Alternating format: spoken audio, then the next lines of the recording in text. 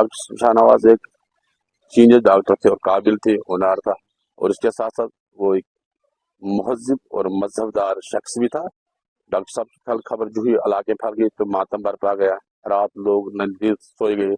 अभी भी थोड़े लोग अभी इस गगनगीर गांधरबल में है कि ये उल्फत और ये प्यार देखकर अभी भी लोग घरों में सहम गए। थोड़े लोग घरों से बाहर है और मेरे कजिन भी लग रहे हैं। तो हम पर एक कयामत बर पड़ी और ये खल्ला पुर करने के लिए हमारे पास कोई अल्फाज है, लेकिन ये अल्लाह का हमारे पास आजमाइश पड़ी है।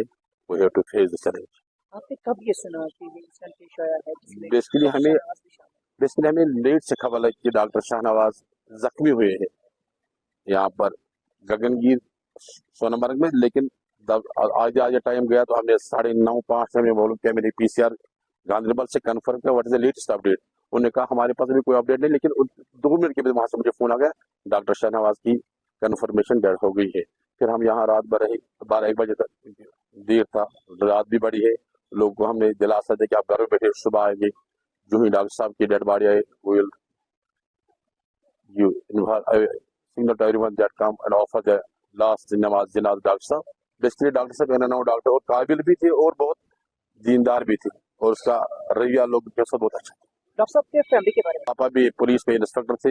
He was very dedicated. उसकी बाप की 4-5 साल 6 साल से उसके बाप की डेथ हो गई। माँ भी पाली अल्लाह का, अपने वो रास्ते में गई। अब डॉक्टर साहब के पीछे उसके भी 2 भाई है, वो भी अनमेरिड है।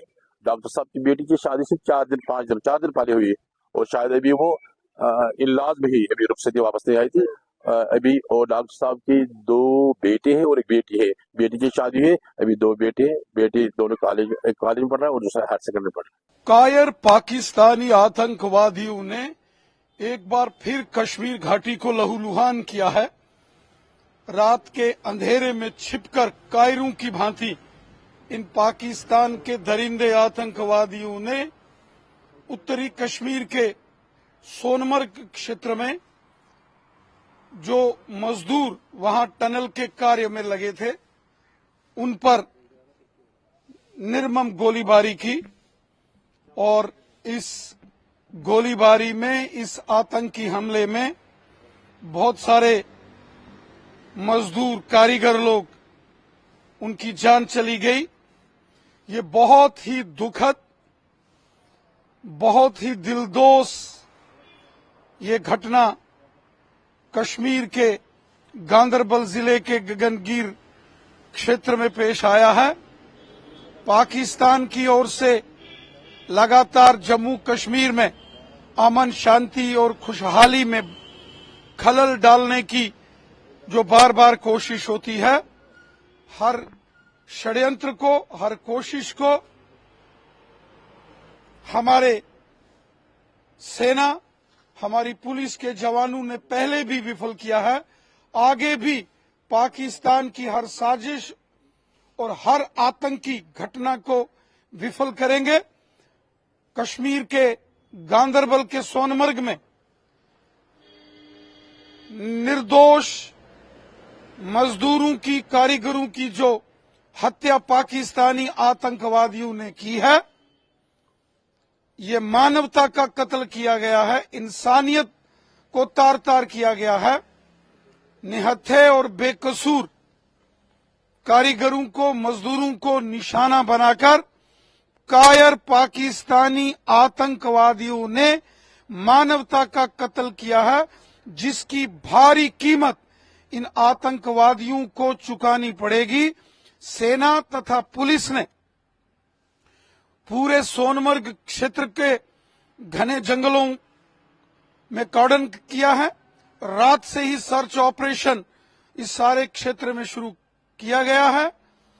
मुझे विश्वास है कि जिन्होंने ये जघन्य अपराध, ये पाप कश्मीर के सोनमर्ग में किया है, उनको जल्द उनके पापों की और गुनाहों की सजा मिलेगी।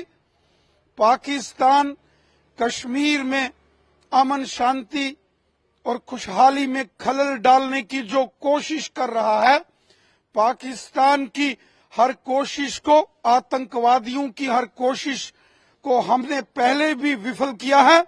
आगे भी पाकिस्तान की और आतंकवादियों की हर साजिश और कोशिश को हम मिलकर विफल करेंगे। और नई सरकार का गठन होते ही आतंकवादियों ने दिखा दिया कि हमारा एजेंडा तो बिल्कुल क्लियर और साफ है कि हमको अलग कश्मीर चाहिए और आतंकवाद का हमें खेल मचाना ही मचाना है और कश्मीर का खून बहाना है।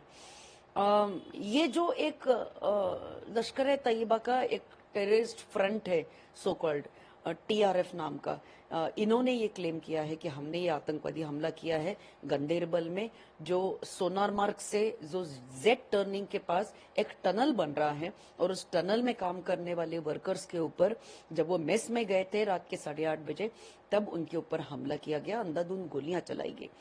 अब ये सब करने के पीछे का मकसद क्या हो सकता है? इनका मकसद एक ही है कि आतंकवादियों को बोलना है कि चाहे तुम कितना भी डेमोक्रेसी लाने की कोशिश करो जम्मू कश्मीर में, ये हम इसे कामयाब नहीं होने देंगे, हम अपने मंसूबों को कामयाब होने देंगे, और चाहे तुम कुछ भी करो, इस हमारा जो उद्देश्य है इसके पीछे हमें कोई रोक नहीं सकता। और ये जो पूरा आतंकवादियों को जो हथियार देने का ये जो सिलसिला है, ट्रेनिंग देने का सिलसिला है, ये सब पाकिस्तान करता है, हमको पता है। तो पाकिस्तान ने अभी अपने दिन, पाकिस्तान के कुछ ही बचे हैं, हमारे पेशेंस का इंतजार नहीं करना चाहिए भारत के, और हम मुंह तोड़ जवाब इतना जबरदस्त देंगे कि पाकिस्तान अपना सिर नहीं उठा पाएगा। Recently, there were elections in Kashmir, and in Kashmir, a democratic government has been elected. Now, the terrorists in Kashmir want to portray a feeling that you might include democracy in Kashmir, but we are going to fulfill our agenda, and you are never going to be successful. That is the message they have sent to Bharat and the government of our country. Come what may, we all know that these terrorists are being helped with weapons, they are being helped with training by Pakistan. No other country is doing this except for Pakistan. This is a loud and a clear message to Pakistan that Pakistan must immediately halt these adventurous activities that they are trying to play with India. Our External Affairs Minister, Mr. Jaishankar, also, when he had gone for the SCO meet, he made certain things very, very clear. That talks with Pakistan only are possible if Pakistan keeps aside the issue of terrorism, point number one. Point number two is, if issues of Pak-occupied Kashmir are immediately solved and Pak-occupied Kashmir is handed over to India. These two issues were very, very important, and our External Affairs Minister made it very, very clear. The days of Pakistan are numbered. Pakistan should take this as a strong warning.